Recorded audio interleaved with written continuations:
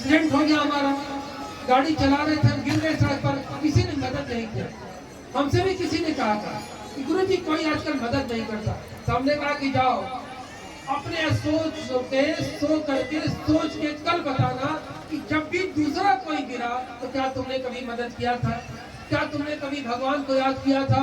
उत्तर मिला नहीं, इसलिए तुमको किसी ने मदद नहीं किया। और जिन्होंने भगवान को याद किया, जब वो गिरते हैं तो भगवान उनको खुद ही उठा लेते।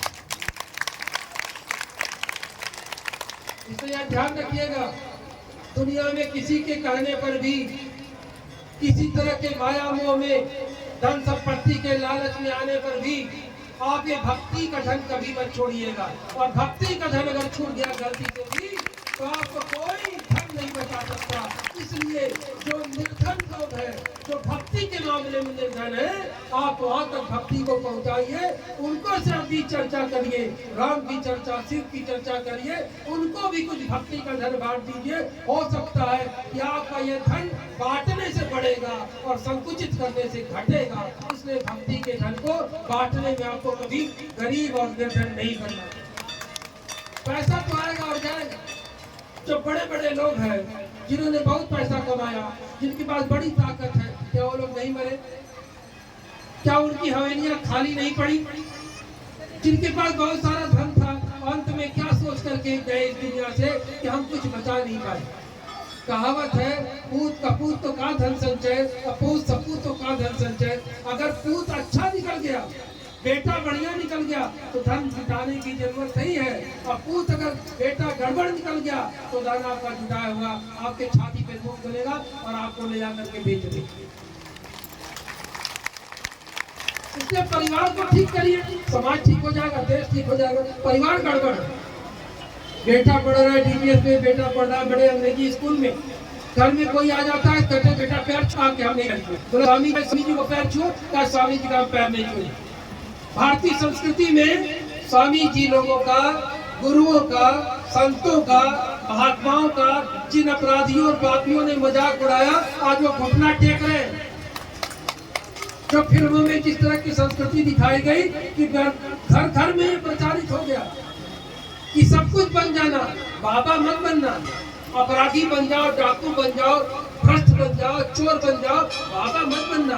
बाबा बनोगे तो बड़ा गड़बड़ हो जाएगा। कौन बताए?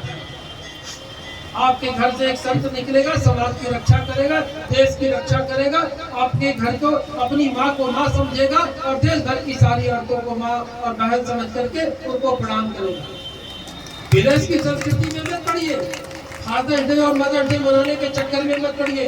अपने घर में अगर मन रहा है तो केक को पहले बंद करिए और मदर्स डे, फादर्स डे को बंद करिए। जानती है मदर्स डे क्यों मनाया जाता है? मदर्स डे विदेश में इसलिए मनाया जाता है कि जो बच्चा अपनी माँ को माँ मानता है, उसके पिताजी गए बाजार और दूसरी माँ को लेकर के आ गए। वहाँ पर कोई 7 जन्मों का बंधन नहीं है, वहाँ पर सुबह शाम का बंधन है, आज है कल नहीं है। इसलिए वो मनाता है कि 1 साल बीत गया, यही माँ मेरी माँ रही, इसलिए धन्यवाद। फादर्स डे इसलिए है, उसकी माँ गई बाजार और दूसरे पिता को लेकर के आई। क्या अपने देश में यह होता है? अपने देश में यह संभव है? अपने देश में हम ये सोच सकते हैं जब एक बार शादी हो जाती है, एक बार विवाह हो जाता है तो 7 जन्म का बंधन होता है, 7 फेरे जब लगाते हैं। ये हमारे संस्कृति की ताकत है, ये हमारे अपने धर्म की ताकत है। जब आप सनातन संस्कृति से, सनातन धर्म से दूर होते चले जाएंगे तो आपके घर में उपद्रव भी पैदा होगा, आपके घर में कुसंस्कारित पैदा होगा और आपका बेटा आपके छाती पर धूप बनेगा और आप कहेंगे कि बड़ा बर्बाद हो गया, हम क्या करें? तो आप ये सोचिएगा, जिन लोगों के घर में परेशानी है और जब से आपके इसी चर्चा में भाग लेना शुरू की होंगी तो निश्चित तौर पर आपके घर की स्थिति बदल रही होगी और बदलेगी भी। और मैं भगवान की सुना तो भगवान श्री राम की तरफ से यह आपको आश्वस्त करता हूँ पूरी तरह से कि अगर आप भक्ति की चर्चा में कहीं भी शामिल होती हैं, स्वामी जी की तरफ से गारंटी लेता हूँ पक्के तौर पर कि आपके घर की परिस्थिति बदल रही होगी और घर में और आपके मानसिक अवसाद में जो आपको अशांति थी वो धीरे धीरे शांति में बदलेगी और धीरे धीरे आपका परिवार प्रगति की तरफ आगे बढ़ता चला जाएगा।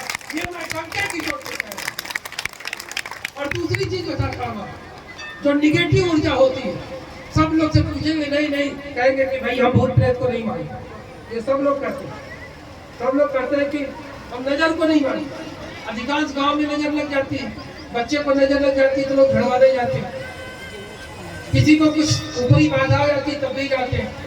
जब आप भक्ति चर्चा में आएंगी, भक्ति चर्चा में शामिल होती रहेंगी, तो जो नजर लगाने वाला है वो नजर उसी के पास लौट जाएगा, आपको छोड़ने वाला नहीं, आपका कोई नुकसान होने वाला नहीं।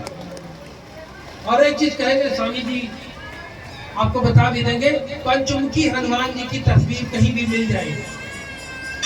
पंचमुखी हनुमान जी तस्वीर को अपने उत्तर की दीवार पे लगा दीजिए, उनका मुख दक्षिण की तरफ हो, आप देखेंगी 15 दिन के अंदर आपके घर से सारी नकारात्मक ऊर्जा बाहर चली जाएगी और आपका मन बड़ा शांत हो जाएगा और आपके जीवन में परिवर्तन आने लगेगा। सब स्वामी जी को आके प्रणाम कर लीजिए। ध्यान रखिए, ये छोटी छोटी चीजें हैं,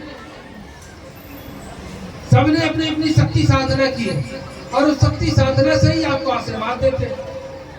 और ये थोड़ी थोड़ी साधना अगर आप भी घर में करने लगे तो निश्चित तौर पर आपके घर की स्थिति बदलेगी। चर्चा में आने लगे, थोड़ा समय निकाले भगवान के लिए, और जब भगवान के लिए समय निकलता है तो भगवान आपके लिए समय निकालते हैं। भगवान क्या कहते हैं? भगवान ने कहा, मैं दीन बंधु हूँ, दीनानाथ हूँ, अनाथों का नाथ हूँ और दीन बंधु गरीबों का मित्र हूँ।